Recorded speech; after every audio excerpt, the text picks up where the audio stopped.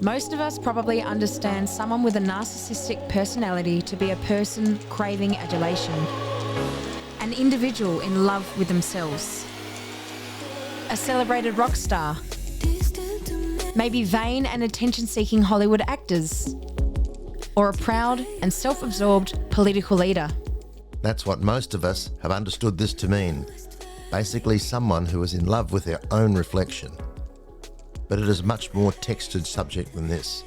The term narcissist actually is used to identify someone who is consistently overvaluing themselves and will constantly devalue others. That is, as we do life, I matter and you don't. They can only see themselves, and you exist only to meet their needs. From time to time, we all come across proud, entitled and difficult people, and we know that these are certainly difficult times. Many people consider we are in the last days. You will be familiar with the verses in 2 Timothy 3. But know this, that in the last days, perilous times will come.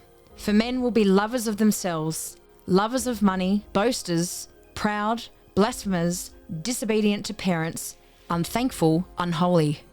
So with this context in mind, let's now break down the topic and talk about it briefly before going to the impacts. There are two basic types of narcissism. One, overt, which is grandiose type behaviours, and two, covert, or vulnerable, and sometimes malignant behaviours.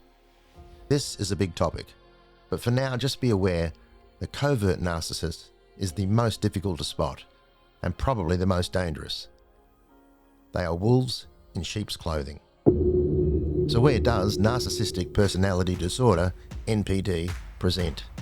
It is found inside families, in marital relationships, in the workplace, in politics, and within the church. The behaviour patterns that you will see are well documented, and the related terms to describe narcissism are many. These include love bombing, coercive control, traumatic cognitive dissonance, trust transfer, supply, trauma bond, gaslighting, blame shifting, calculated deceit, and lying. All delivered to the other party with zero empathy in a mix of emotional, verbal, financial, and physical abuse. You see, it's all about manipulation and control. Basically, the narcissist is committed to creating conflicts and tensions, controlling and dominating others, especially in the case of life partners. A narcissistic person will function in such a way that services their insecurities and meets their needs at the expense of others. If you are this other, well, you simply do not matter. You're just a useful object. They need constant supply to their need, a fix, and must be elevated and in control. They perform in public to appeal, lure, drag and bind others into their proud fantasy, their alternate reality. In this world, when things unravel from their actions, as they eventually will, they'll never be accountable. But they will always be the victim, not you. The scale of this behaviour ranges from moderate to excessive. So yes, there is a spectrum. But this will always be at the expense of the receiver, the victim, and can move beyond narcissistic actions into sociopathic and even psychopathic personality disorders. It gets ugly. In the US today, the estimate is that 10% of the adult population is in this spectrum. That means 30 million adults. It is an epidemic. Now assume 20%, just 20% of these people are churchgoers. It means the USA has 6 million narcissists found somewhere in the church. And the church is a particularly good hunting ground for narcissists. This is because Christian believers typically want for the best. They are given to hope and they're conditioned to trust. For example, Christians are taught to honour, trust and obey the leadership, not to question. And for women within the church to be submitted and compliant in marriage. In his well-received book, When Narcissism Comes to Church, Chuck de Groot makes this keen observation. Churches are particularly susceptible to a phenomenon called collective narcissism, in which the charismatic leader-follower relationship is understood as a given. Sadly, in recent years, we've witnessed too many instances of charismatic, Christian leaders gaining a massive following, both within the church and on social media, only to be exposed as manipulative, abusive, and dictatorial. But narcissists will target people to control and can even intend to do them harm. It comes from a wounded soul, fueled by a jealous, proud and destructive spirit. This is the very personality of Lucifer.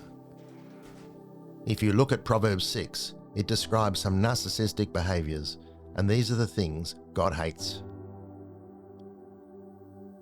There are 6 things the Lord hates, 7 that are detestable to him: haughty eyes, a lying tongue, hands that shed innocent blood, a heart that devises wicked schemes, feet that are quick to rush into evil, a false witness who pours out lies, and a person who stirs up conflict in the community. This type of person is in the church. But if this behaviour is tolerated, even enabled, in some Christian ministries and marriages, where the nature of God is distorted, where hierarchy replaces humility, and the freedom of individuals are controlled, we have a problem. Dr. Diane Langberg is a practicing psychologist and author whose clinical expertise includes 50 years of working with trauma survivors and clergy. She makes this comment. And when we do these things, and allow them to sit or be covered up, or whatever we do, in what we call the church, it is not the body of Christ.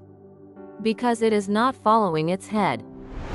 We understand that ongoing emotional and verbal abuse can destroy someone.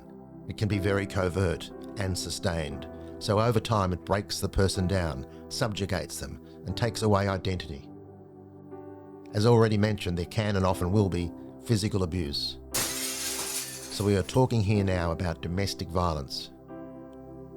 In the country of Australia, in the southeastern state of Victoria, last year there were 38,000 AVOs or intervention orders issued.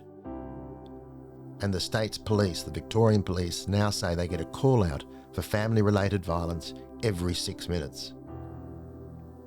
And in the state of South Australia, the South Australian police have just reported in February 2025 they now get 100 domestic violence call-outs each day. This is an Australia-wide problem, a crisis, and especially so for women. In the 2024 calendar year, 78 Australian women died at the hands of their partners or ex-partners through such violence. That's the highest number of domestic violence deaths ever recorded in Australia. And keep in mind that children, innocent victims, are also sometimes murdered, young, innocent blood being violently shed.